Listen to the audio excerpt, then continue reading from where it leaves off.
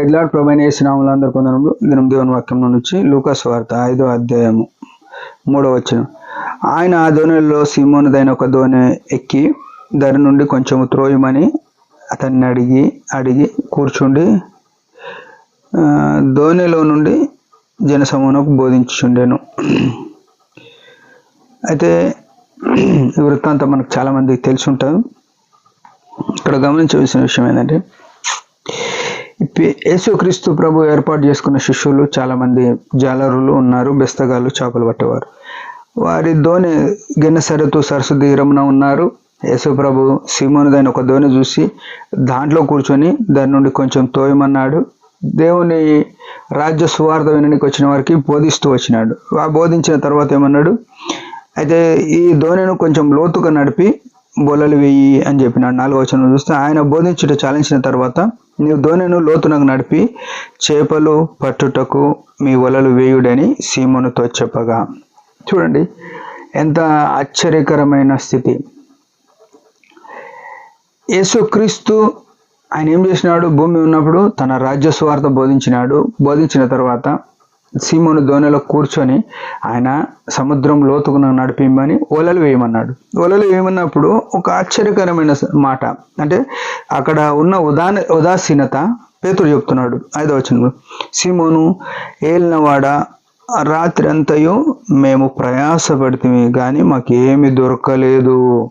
ఈ మాట చూడండి ప్రియమైన వాళ్ళరా, వారు ఎంత అనుభవం కలిగిన వాళ్ళు, గజయుధగాలు, ఎంతో జాలరీలో చేపలు పట్టే విషయంలో చాలా నైపుణ్యత, పరిపక్వత కలిగిన వారు.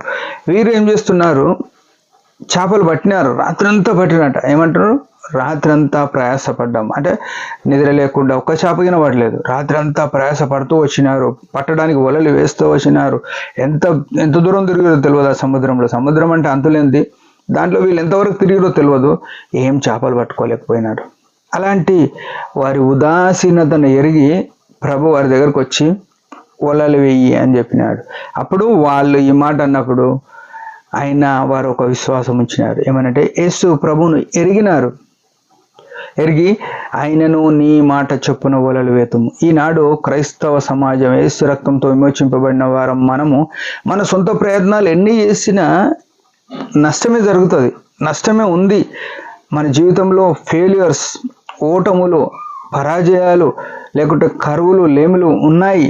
అయితే ఈ ఒక్కసారి ప్రభు మాటకు విధేయత, ప్రభు పనికి విధేయత, ప్రభు కార్యాల పట్ల మనం మక్కువ చూపాలి.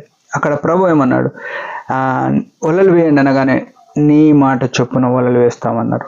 మన జీవితంలో ఆయన మాటకు ప్రాధాన్యత ఉండాలి. మనం చేసిన దానికి ప్రాధాన్యత లేదు. మన సొంత అనుభవాలు, సొంత ఆలోచనలు ఏం చేసినావో తెలియదు, కానీ ఆయన మాట, ఆయన చెప్పింది ఏందో అది చేయాలి. అప్పుడు ఆశీర్వాదం. అప్పుడు ఏమైందో తెలుసు మనకు, వారు చేపలు వలేసినారు, విస్తారమైన చేపలు పట్టినారు. 153 గొప్ప చేపల, లేకుంటే 2 దోణిలు నింపినట్టుగా చేపలు పట్టినారు, తీసుకొని ఒడ్డుకు వచ్చినారు. అయితే ఇక్కడ గమనించవలసిన విషయం ఏంటంటే, యేసు లేకుండా వారి జీవితము ప్రయాసము, ఆయాసము, దుఃఖము. ఎప్పుడైతే యేసు ప్రభు వారి దగ్గరకు వచ్చినాడో, లేకుంటే యేసు ప్రభు మాట వారు విన్నారో, వారి జీవితంలో సమృద్ధి అయిన ఆశీర్వాదం పొంగిపోతున్నట్టు, ఆ దోణిలో మునుగుచున్నవి, ఆ స్థితిలోనికి తీసుకొని వచ్చినాడు. ప్రియమైన వాళ్ళరా, యేసు ప్రభు ఎంత మంచివాడు. ఈ ఉదయకాలం ఆరాధన చేయడానికి వచ్చిన నీవు నేను ఆయన మాటకు విధేయత చూపిస్తున్నామా? ఆయన స్వరానికి మనం లోబడుతున్నామా? ఇది చాలా శ్రేష్టమైన విషయం. ఆయనకు విధేయత చూపించకుండా మనం ఎంత ప్రయత్నం చేసినా జీరో అని గుర్తుపెట్టుకొని, ఏం విజయం పొందలేమని గుర్తుపెట్టుకొని మనం దేవుని కొరకు జీవిద్దాం. దేవుడి మాట దీవించిన చిన్న ప్రార్థన. పరమ తండ్రి, యేసు ప్రభు నామములో వందనాలు. ఉదయకాలం ఆరాధన కొరకు సమకూర్చబడినావు. మా జీవితంలో ఒక కొత్త మాట బయలుపరిచినావు. నువ్వు లేకుండా ప్రయాసమే అని గుర్తెరిగి, నీ వలనే ఆశీర్వాదం అని గుర్తెరిగి జీవించుట కృపనేమని యేసు ప్రభు శ్రేష్టమైన నామములో ప్రార్థించాలి వేడుకుంటున్నాం తండ్రి. ఆమేన్. మీరందరి పరిచర్య గురించి భారంగా ప్రార్థన. Praise the lord.